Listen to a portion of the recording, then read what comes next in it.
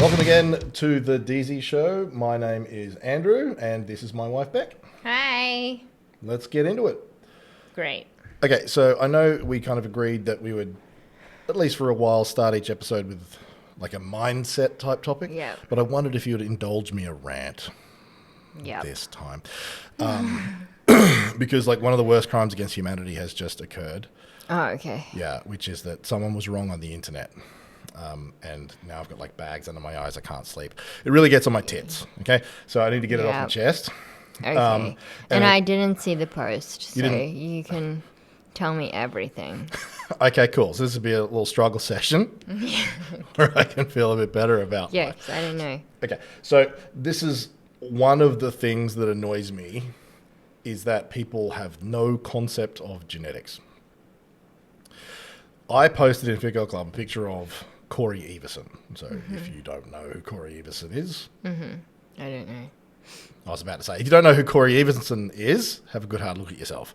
So she dominated Miss Olympia in the 1980s, 6 wins on the trot, absolute phenom, okay? And there was a photo of her age 28 where she looks maybe age 28, and a photo of her age 67 where she looks 35, if you look really, really good for 35, but she's 67. Okay. Okay, wow. Yeah. And so what you're looking at there is the power of genetics. Yeah. So I posted this transformation with the caption along the lines of Olympian genetics are so different from the average person, you may as well consider them a different species. Because truly, like what applies to someone like that doesn't necessarily apply to us. We all exist on like a bell curve distribution of attributes. Yeah. Most of us are clustered around the middle, and some people are on that tail edge where the rules that sort of make sense over there just do not apply to us regular humans. People don't understand that. Yeah. And it drives me up the fucking wall. What did people say? Somebody said, that's not genetics, that's hard work, exclamation mark. Now, this pisses me off, and I take this personally. Because you work so hard. No, because I'm smarter than everybody else. Okay. Right? So when you look at, just go back in time, look at Team Granite, right? You see competitors on stage. So the bullshit stops because you're on stage. There's no Photoshop, there's no filters. This is just the real one person standing next to another person displaying the results of their hard work, okay? There's 30 girls on stage. 3 of them obviously look way better, and they're immediately moved to the center, and they finish first, second, and third. And they're all coached by who? Coach DZ. Yeah, that's right. And then the same thing happens in another 2 divisions, and then another 2 divisions, and then the same thing happens over 4 or 5 shows in a season. Then it happens the next season, and then it happens for 10 years in a row. So what's the common factor? Coach DZ. No, it's hard work, Beck. So, and that's what people always used to say. Like, So they're saying that all those girls did the exact same amount of work? well, I don't know what they're saying, but what they're implying is that you got 30 girls on stage. Now, there's going to be 3 that look like shit, right? They either did something really stupid or they didn't work very hard or both. But 27 of them look like they belong on stage, which means you can take for granted hard work. When you see that one particular factor is standing out again and again and again, and you then attribute hard work as that factor, then what you're saying is those other 24 people on stage didn't work hard. They're all lazy. Correct. Yeah, and that's incorrect. That's utterly absurd and highly disrespectful. So you are, in one statement, you are disrespecting like 24 people who worked their asses off, ruined their lives, starved themselves to death, trained until their eyeballs bled, and you go, you're lazy because you don't look like the winners.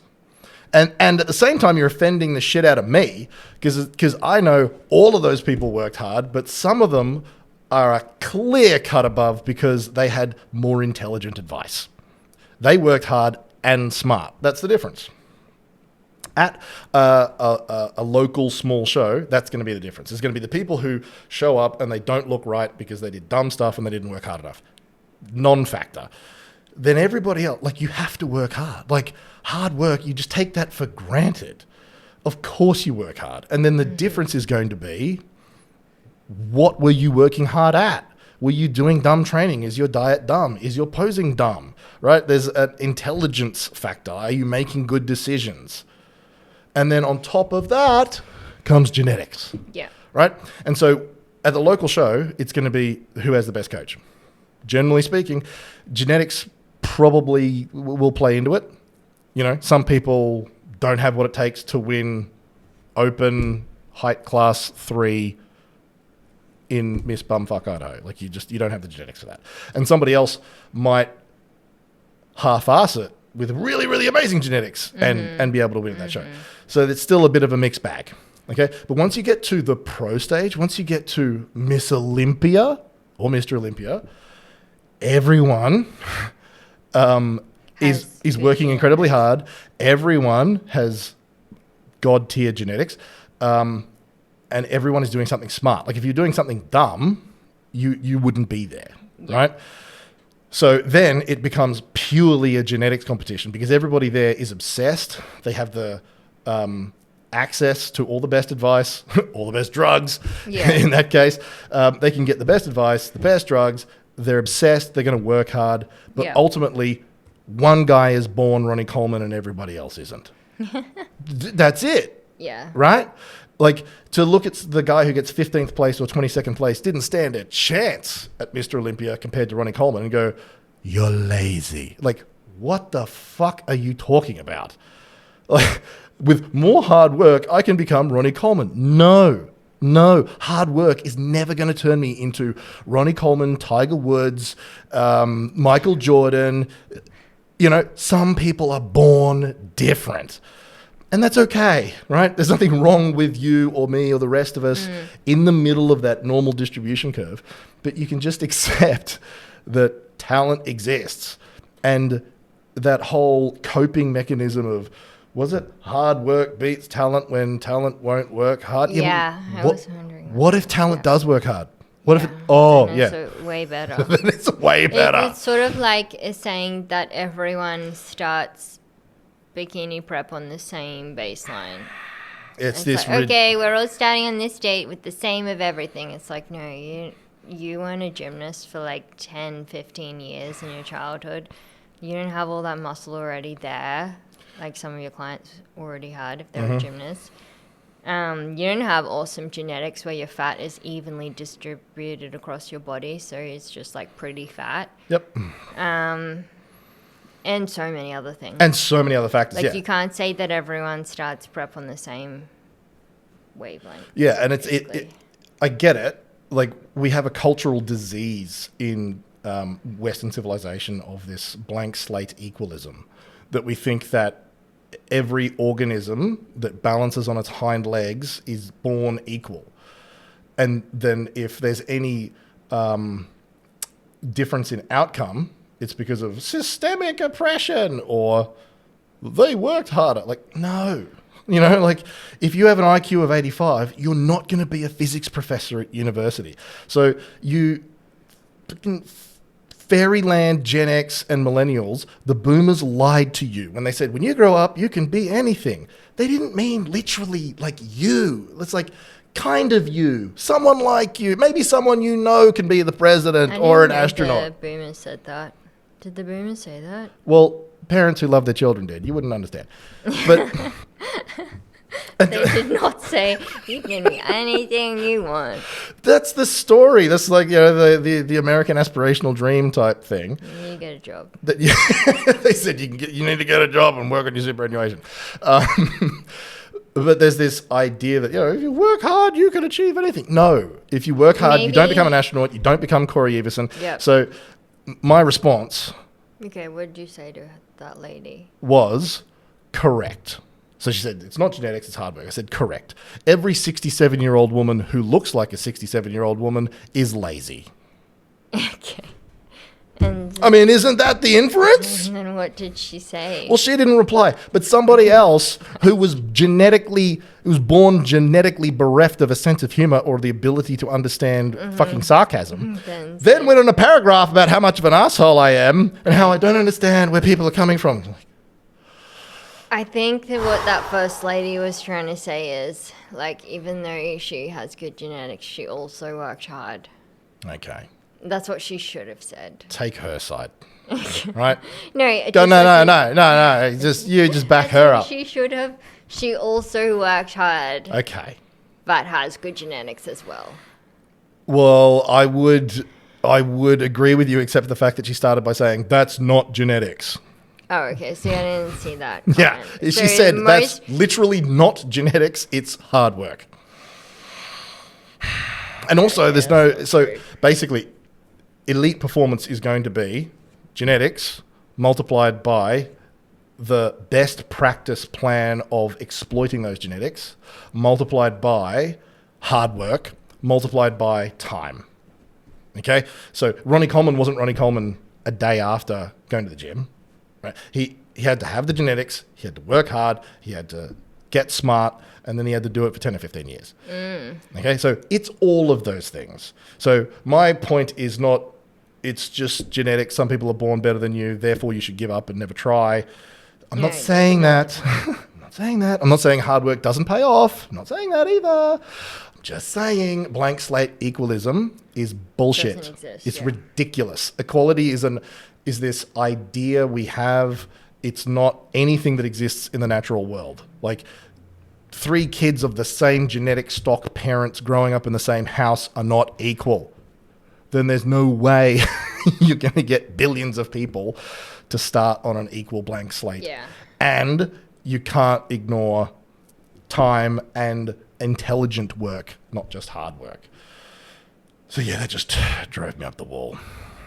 Did that lady leave the group? Well, and the other one? No, the one who had to lecture me about being an asshole, she left the group. Yeah. I'm not surprised. Yeah, she'll be sorely missed. Yeah. Okay, so I feel a little bit better now. Thanks for indulging my struggle session. Appreciate Yes, that. Even though you important. took somebody else's side over I did not take me. a side because I didn't see a comment. I was just saying that maybe she was meaning that it's both. But genetics are very important. Yeah. For loads of things, but yeah, especially with how you look. Yeah.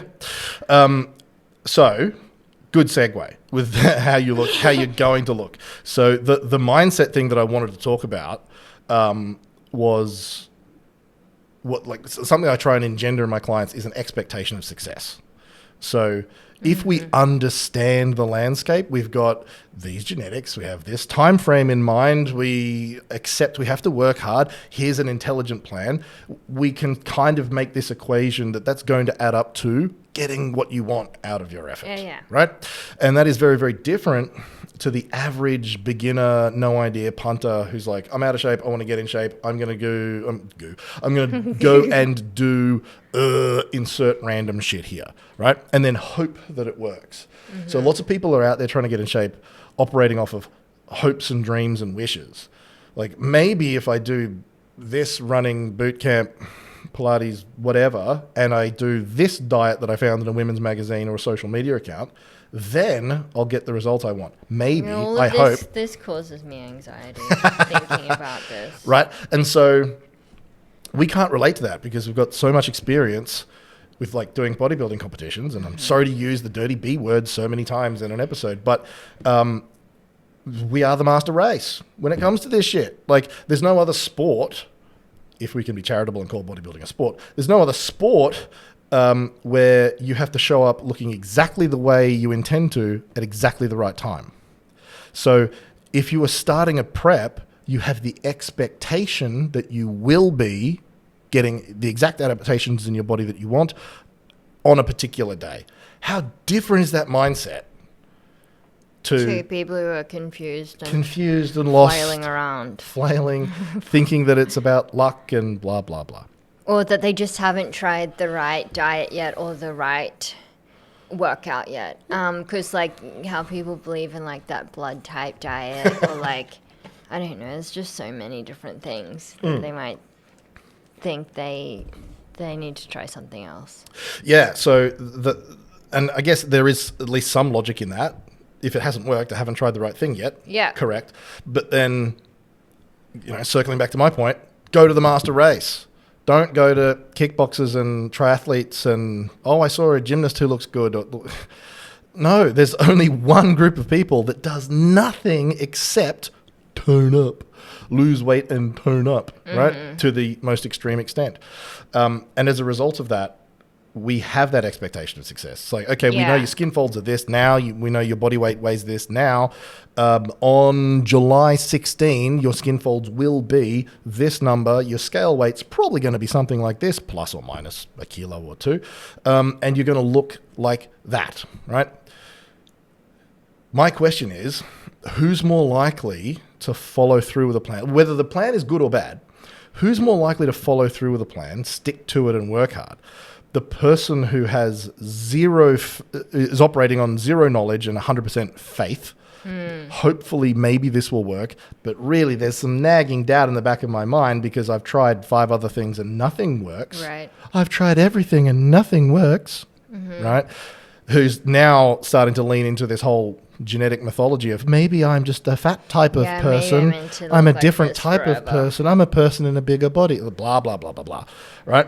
That mindset, or, well, I know that I'm in a 500 calorie per day deficit, which means I'm going to lose a pound of fat this week. Over 20 weeks, I'm going to lose 20 pounds.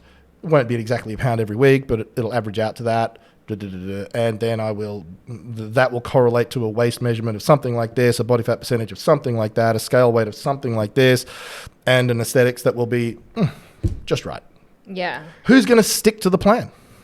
The bodybuilders. Yeah. Well, it's the same as that saying, isn't it? What would you do if you knew you couldn't fail? Exactly. It's like, if you're just going to stick to the plan. It's also when people say, trust the process. This is why I'm not stressed about things, because I know what's meant to happen. Unless you do something completely opposite to what you've been doing the whole time. Like, because I will have clients who are like trying to lose maybe like 20 kilos, and I'm working with them for say like 6 months to a year.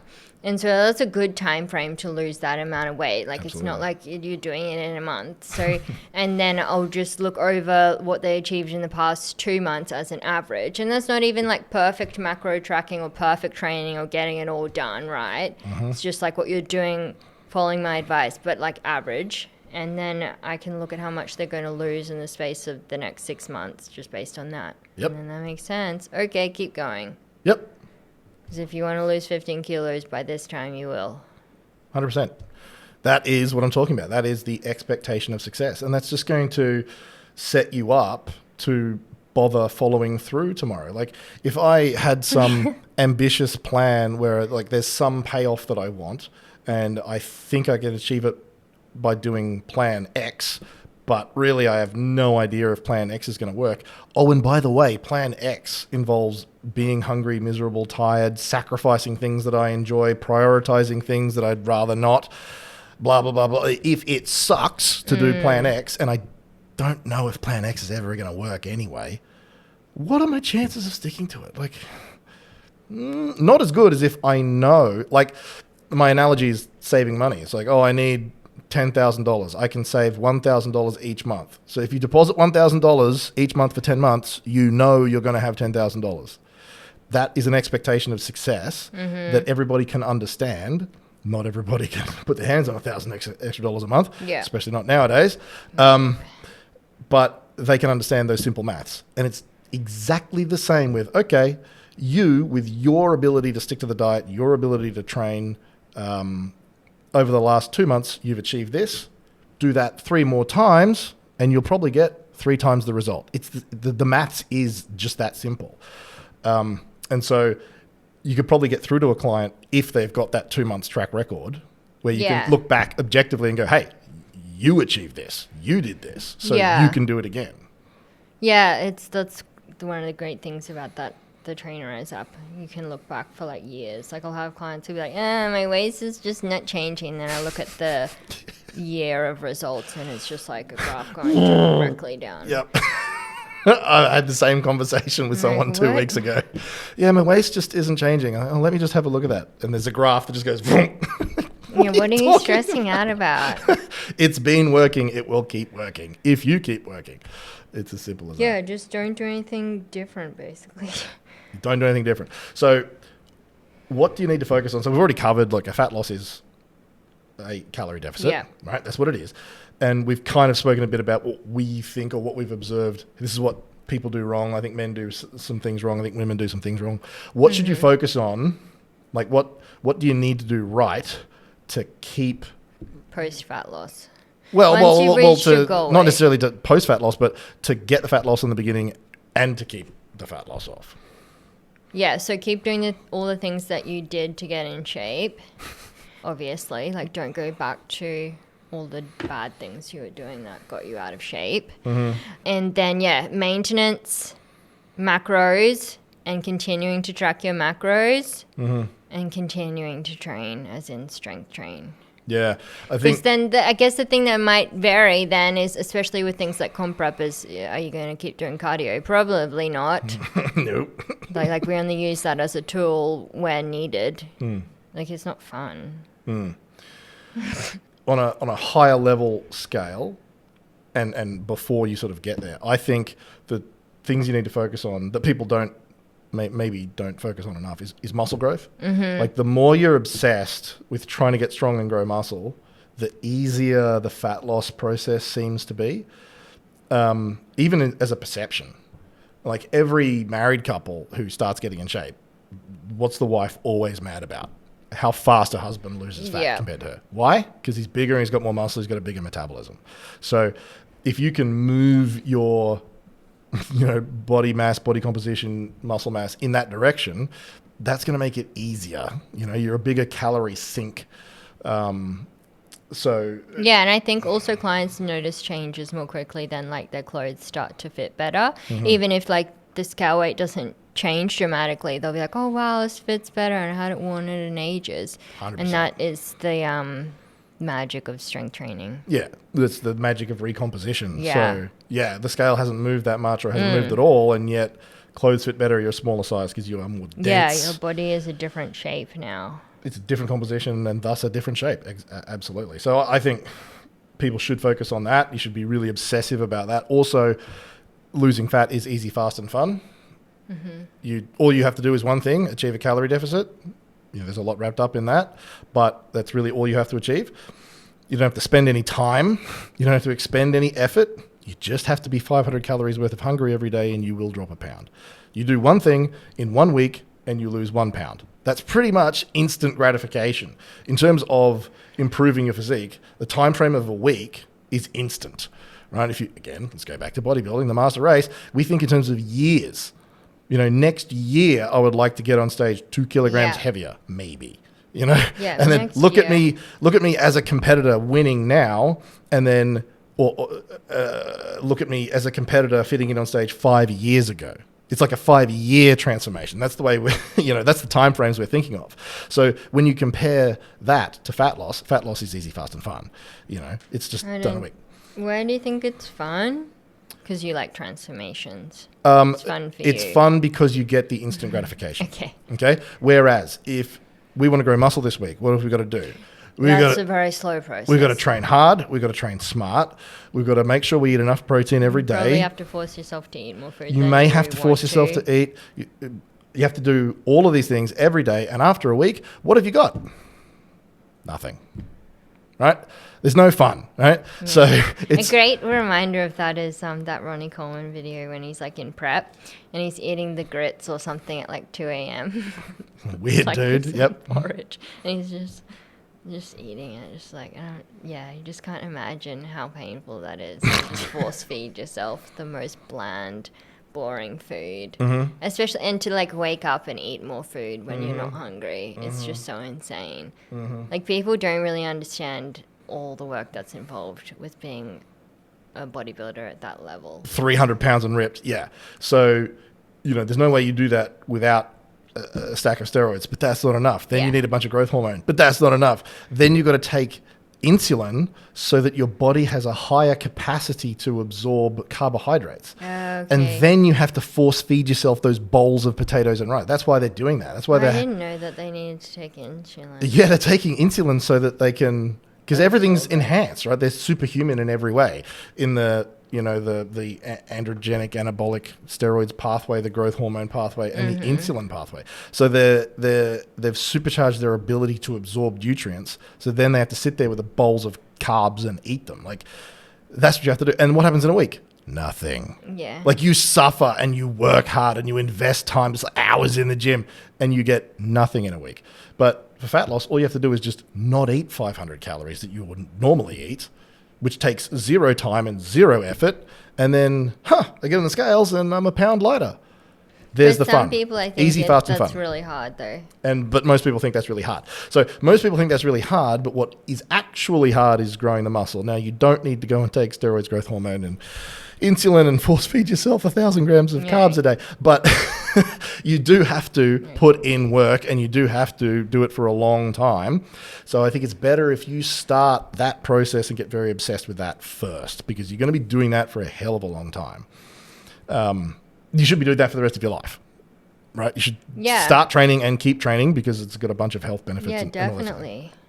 And the more you do that, the easier the fat loss becomes. But circling back to where I was starting with, because when you look at those extreme pro bodybuilder guys, they do their comp prep in like 12 weeks. And they lose enormous amounts of fat in just 12 weeks. Again, elite genetics, stacks of drugs. But because of the enormous muscle mass they have and total body mass they have the capacity to lose that much fat that fast. Yeah, and they've done it before, so they know how long they need. They definitely have an expectation of success. So, we're talking about getting back to the average middle-aged woman with a lean body mass of 37 kilos. If you had a lean body mass of 39 kilos, it'd be a little bit easier, okay? You're not going to be Ronnie Coleman, but you work on that muscle mass. So that's the first thing. And then the second thing I would say that's going to help guarantee that you create that deficit and maintain it, or really maintain it, is anything that makes it less likely for you to do stupid shit, which is like extremely broad. Yeah, what do you mean? I mean, you can, let's say you love Snickers and you're a Snickers based. I do love Snickers. You're a Snickers and Mars. You're a Snicker based life form, and once you stop, you just can't pop. What? Once you pop, you can't stop. That's Pringles, and they're just disgusting in Indonesia. Yeah. Yes, Pringles are substandard in Indonesia. But let's say you're a Snicker-based life form. You start eating them, you can't stop. You can put a Snickers bar in your macros. Yes. But should you?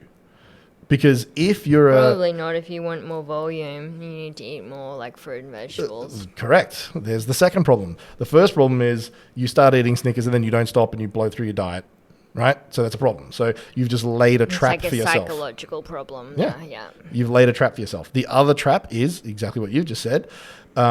It's calorie dense, so it's not satisfying. So you are going to be more hungry. So now you've laid another trap for yourself. Now you were already going to be hungry because you're in a deficit, but now you've made that sense of hunger worse.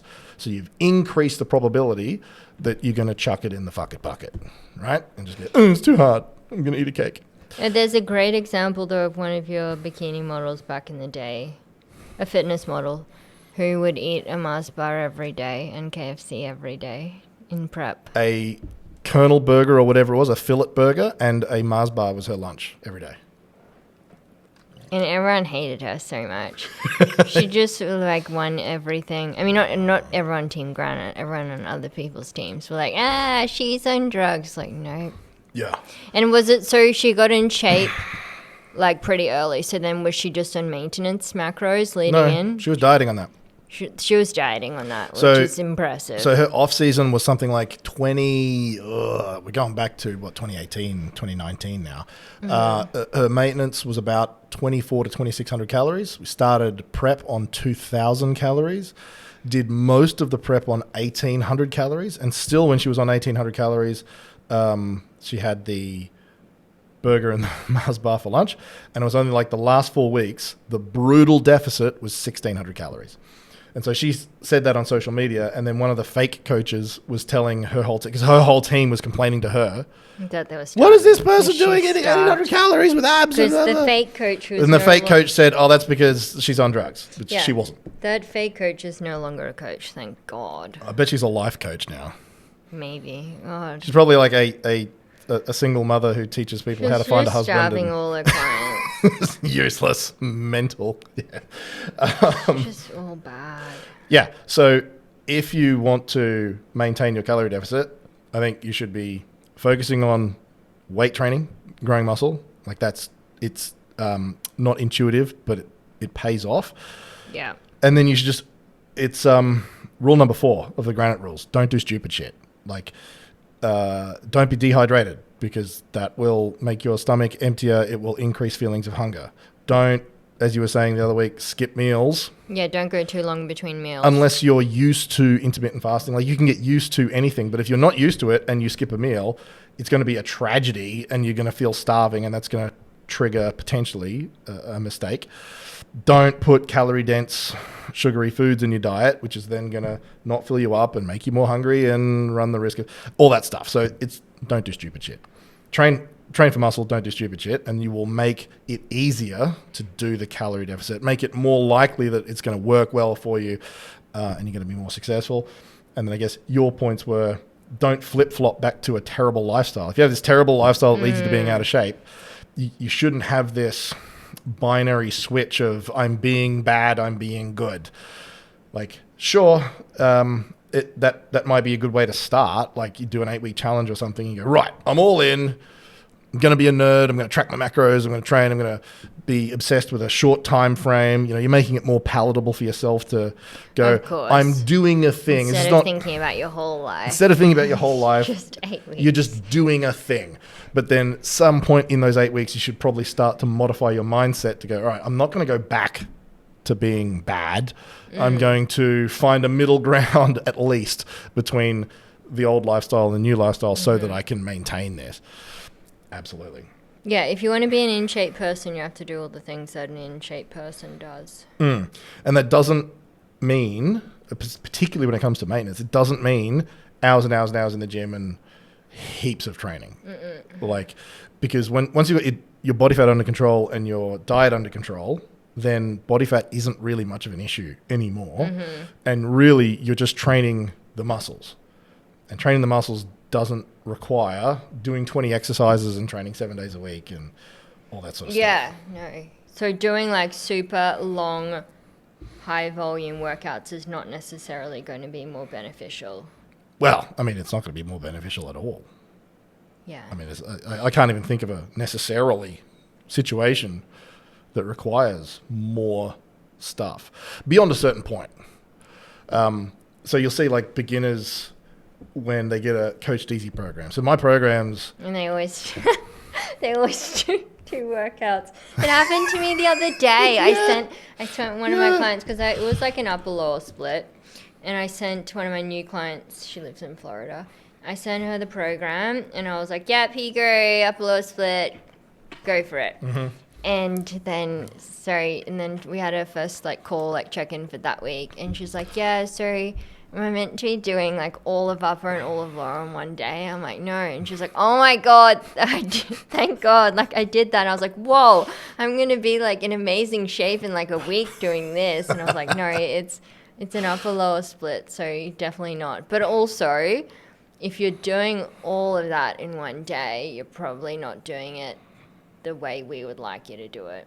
I wouldn't even phrase it that way. I would say you're not doing it. This is not about the way we would like you to do it. It's like you're either being effective or you're not. I mean, and what you're saying is we would like you to be effective. We would like you to get results. But it's not about, well, you should do things that make Beck and Andrew happy. Like, no, you should do shit that works because you don't want to be a loser. My program's usually 6 exercises. It always seems to work out at like 6 exercises. Sometimes around 5 to 7. Yeah, I wrote a program for a guy, a competitive guy, a competitor, back in 2017, 18. And it's like, oh, we're going to get gains on this guy. And I gave him like 8 exercises in a few of the workouts. And I was looking That's a at lot. it. Yeah, I was looking at it going, oh, shit. Is he going to die? Like, is this going to help? Is this extra volume going to help or is it going to hurt? And that's at 8 exercises. And so many people come to us, see 6 exercises and go, is that it?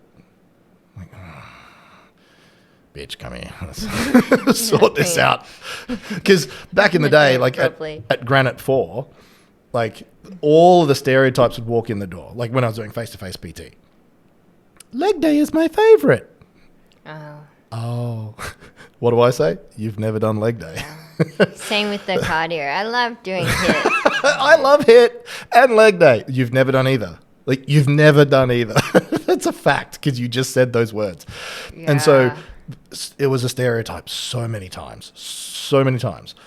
Like I said, we'll do like 4 to 6, like a hard leg day, 4 to 6 exercises, you're done. And by the way, this is not just like a Coach Deasyism thing. This is a metabolic thing. This is just a human thing. If you look at Wendler 531, if you look at starting strength, these kinds of, super time tested and proven programs, they're 4 exercises in a workout. Like it's not like a preference. It's if you train hard, there's only so much you can do.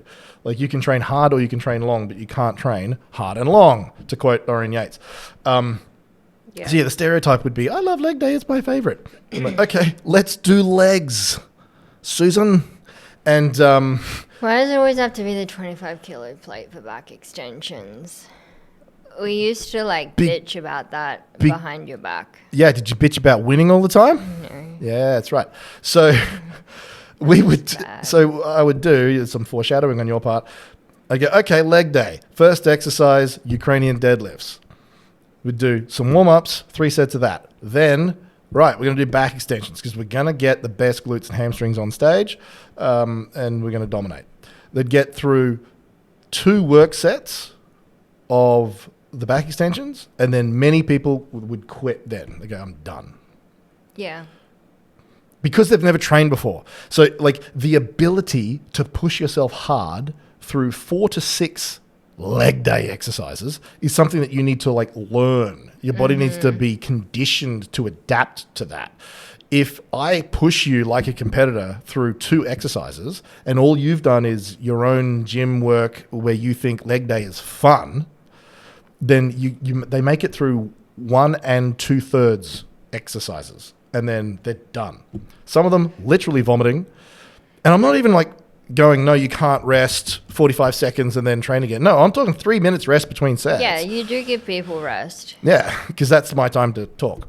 Yeah. So it's just the fact that they're not conditioned to working that hard, and leg day sucks. Leg day is emotional. Yeah, and painful it is and horrible. emotional. I tell you all the time, I have a lot of anxiety in the build up to a leg day. It starts the night before. It's like going back to school. It's like Sunday when you're got to go back to school on Monday when you're in primary school or whatever, and you hate your life. The worst sound in the world is that ticking clock at the start of 60 Minutes. When that came on, when that came on Channel 9, it's now 8:30. It's bedtime on Sunday. It's bedtime on Sunday. That's it. I'm gonna go to sleep. I'm gonna wake up, and I gotta go to school on Monday. This is the most depressed anyone's ever been. It's the sound of that. I've got Pavlovian conditioning. Our Sunday routine would start early. I mean, for the lead up to school, it would start earlier. In that it was around 4 or 5 p.m. We'd have to go for a walk at the bay, and that is which bay? Every Sunday, the not Wynnum. Wynnum. Oh God, Wynnum is the most depressing place in the world. Is anyone from Wynnum? Why the fuck do you live there? Sorry if you live there or have lived there for most of your life, because that place is. No people live there. They're NPCs only. And it's so I bet depressing. the land is worth a lot now. But anywho, that's how ours would start. You'd go for a nice walk at the bay. Oh. Go for a nice walk at the bay, and then in the lead up. I'm depressed then already. by the time you get home, it's nighttime, and then it's time for dinner, and then you got to, So that's how I feel in the lead up to leg day. Leg day is as bad as a walk on the Wynnum foreshore. That's how bad it is. Oh. It's always fucking windy, and there's no There's no ocean. It's always muddy Just crap. a mud, yeah. It's just a mud patch. Like, why? It's McMansions and mud. It's not like the Gold Coast where you're And like, okay, I'm boomers walking in along cargo the beach pants. and it's lovely, white sand. And no, it's fucking disgusting. It's terrible. It's so Overpriced sad. ice cream. That's how bad leg day really is. Yeah, so that should be it. The only time that I've told you lately where that hasn't been the case for me is when I've been training with my friend Mackenzie, Granite Girl. And she will just be like, yeah, okay, and I'll see you in like 5 minutes. We're training legs. And because I don't know what we're training because I haven't like planned the schedule with her. So I'm just like, okay, well, I've already had like a rest day or 2, so it doesn't matter. I probably had 2 rest days, so it doesn't matter what it is we're doing. I don't care. But then she was like, leg day. And I'm like, oh, I haven't emotionally prepared myself for this. And now I have no time. I just have to do it. But then that's much better. Right. It's ripping off the Band-Aid. Yeah. Yeah. Yeah. Anyway. Moving on from my emotional problems that started in It's childhood. been a very emotional episode today. It started with my struggle session and your childhood depression of Wynnum. Oh. Thanks for sharing a story. I feel depressed now just thinking that, just the fact that I know that Wynnum still exists. That makes me sad. And people still live there. People still live there. They're not living. They died years ago. Like, there's brain activity and a heart rate, but if you live in Wynnum, like you've already accepted your fate. The point was, you got to train. You got to train hard. Okay, so I'm not anti-training hard. Like circling back to the original point, like genetics is going to separate the champions of champions from everybody else. Take hard work for granted. You do have to work hard. And then when you're working hard, you can't be doing 12, 15, 20 exercises and stuff. So that's part of the education process. Yeah, when when a newbie comes on board and they see a standard Coach DZ program and an average of 6 exercises, they go, is that it? Like, yeah, okay. So what you've just told me is that you don't understand training, because if you do 6 hard exercises, you don't want to do any more. Because that'll be like some of the questions. Like, okay, well, if I've got time, should I do this extra stuff afterwards? Like, no, bitch. If I wanted you to, if stuff was going to work, I would have written it down for you to do. I'm not going to go, oh, well, we're going to give it 80%. Like, no, we're here to win. So we're going to do everything that works. And it just so happens that you're going to reach your physical capacity after 4 to 6 exercises. That's it. We're done. Yeah. And then you got to recover from it. Mm-hmm. So, yeah. Yeah. Your body needs time to recover from that. And there's, of course, whole schools of thought, which are, pretty legitimate, that even that's too much volume. Like the high intensity training, Mike Mansadorian Yates school. I think the evidence-based community has kind of beaten them. Like, yeah, more volume. The most amount of volume you can recover from is probably best. But still, like, we're not talking about drastically different things, in terms of the total amount of volume. Mm-hmm. This is why I don't tend to get into these arguments with like other coaches and trainers and stuff, because I just think it's not interesting. I think we agree on the stuff that matters. Well, I'm a big picture guy. Yeah. Big picture, we're both... Why are you smirking at me like that? You said I don't tend to get into arguments. I'm a famously agreeable person. I don't tend to get into arguments. No one ever has a problem with me. Okay. So yeah, like basically we all agree you got to train hard and the volume isn't going to be that much. And then arguing about, well, is it this many exercises and sets or is it that many? Like, who cares? We just know that you got to do enough and you can't do too much. And that range, I think, is pretty small. And with a given individual, you're not going to be able to measure the difference. So you can do studies on groups of people at points of time and come up with an average of something, but we can't get you and do 1 set to failure only on 6 exercises and then go, all right, what were the results of that? Now let's go back in time where you haven't trained and you're the exact same person and then do 3 sets. That's the only way that you can do it. Like, you need time travel or twins or something to really split it apart. And then when they do those studies, they go, oh, there's a microscopic difference between... Mm-hmm. Are we going to argue about this? No. It's just that beginners fill a certain amount of time. They think training should be measured in hours. How many hours of training do I do? It's like, you don't measure it in hours. It's like, how many kilograms is there from Canberra to Sydney? It's like No, you did entirely the wrong unit of measurement. Doesn't make sense. Anyway, I think we've laboured that point. Yeah. Oh, you got a video to send you again. Oh, okay.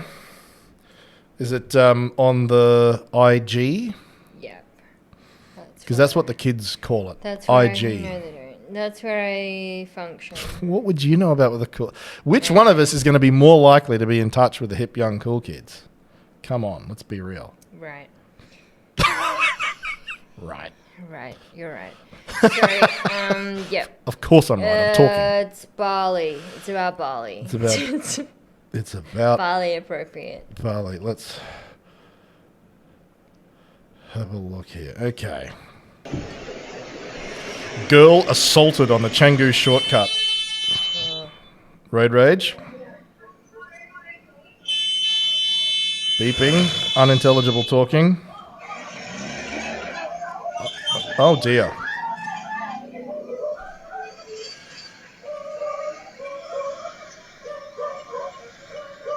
Is that a dog barking? Yeah, this is a very... Wow. Okay. So, I guess people might listen to a podcast and won't see the video, hey? So what we're seeing is a typical... Yeah, but they might see it. They might see it, but just in case they don't, I'll explain what's going on. And explain. maybe people can see the video and they still don't understand what's going on because it doesn't make sense.